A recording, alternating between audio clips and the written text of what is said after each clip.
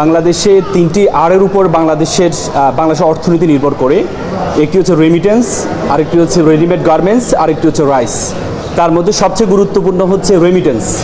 আমাদের রেমিটেন্স যোদ্ধারা যারা আমাদের যে নতুন বাংলাদেশ, সে নতুন বাংলাদেশে চমৎকার অবদান রেখেছে নতুন বাংলাদেশ হওয়ার ক্ষেত্রে। কিন্তু নতুন বাংলাদেশ হওয়ার পর থেকে যারা রেমিটেন্স যোদ্ধা তাদের জন্য আমরা দেখেছি তাদের জন্য একটা লাউঞ্জের ব্যবস্থা করা হয়েছে। কিন্তু রেমিটেন্স যোদ্ধাদের তারা সবচেয়ে বেশি ভোগান্তিতে যেটি ছিল সেটি হচ্ছে যখন তারা বাংলাদেশের এয়ারপোর্টে আসে তখন তাদের যে লাগেজ, তাদের যে ব্যাগ অ্যান্ড ব্যাগেজ আছে সেটি হচ্ছে ড্যামেজ হয়ে যাচ্ছে, কখনো কখনো চুরি হয়ে যাচ্ছে, কখনো মালামাল চুরি হয়ে যাচ্ছে, কখনো একবারে হারানো যাচ্ছে। সেই বিষয়ে নতুন বাংলাদেশ হওয়ার পরে কোনো ধরনের পদক্ষেপ গ্রহণ হয়নি। এবং আমি নিজেও গত 17 ডিসেম্বর ইন্দোনেশিয়াতে আমার একটা লিগ্যাল কনফারেন্স মিটিং ছিল। আমি ইন্দোনেশিয়া থেকে আসার পথে থাই এয়ারলাইন্সে করে আমি এসেছি। আমি যখন বাংলাদেশ শাহজালাল আন্তর্জাতিক বিমানবন্দরে আসলাম তখন আমার যে লাগেজটি ছিল সেটি 7 কেজি লাগেজ ছিল।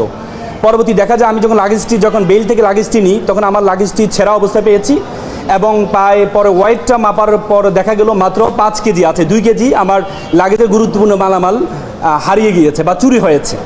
পরবর্তীতে আমি এটিকে থাই এয়ারলাইন্সকে আমি জানিয়েছি। তারা বলল it's a matter of civil aviation, responsibility of civil aviation.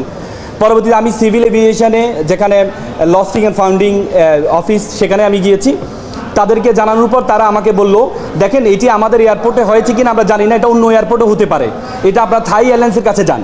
মানে আমরা দুবাই প্রবাসী, দুবাই থেকে বলছি যে প্রবাসীর গায়ে 2 দিন আগে ঠিক আছে কাস্টম অফিসারে হাত তুলছে, এটা পুরোটা অন্যায় করছে। তোমরা একটা কথা মাথা রাখবা ঠিক আছে, আমার প্রবাসী ভাইরা যেখান থেকে ভিডিওটা দেখতেছেন যদি মনে করেন একটা করে ভিডিও না বানাইতে পারেন আমাদের এই ভিডিওটা শেয়ার করে ঠিক আছে সব জায়গায় প্রচার করে দেন। যদি আবার আগের মতো যদি 1 সপ্তাহ টাকা ছাড়া বন্ধ করে দেই, বাংলাদেশের ব্যাংক বেলে ঠিক আছে শিক্ষা প্রতিষ্ঠান যে কোনো জিনিস ঠিক আছে সবকিছু বন্ধ হয়ে যাবে। আজকে বাউলে ঠিক আছে যে কোনো একটা জিনিস প্রযুক্তি করে কথা কইছে, আজকে হাজার হাজার বাউল নামে গেছে রাস্তাঘাটে ঠিক আছে। আজকে প্রবাসীর জন্য ঠিক আছে যে প্রবাসী টাকায় বাংলাদেশ চলে, এই প্রবাসীর পোলাপান তোমরা কই? তোমরা তো কোনো আন্দোলন করলে না।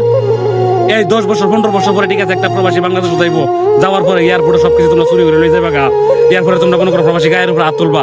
তোমরা কি পাইছো? বেজুলুম করো না বেশি দিন, ঠিক আছে টিকতে পারতা না। ফেরাউন দেখছো কি অবস্থা হয়েছে, এমন অবস্থা তোমরা রইব।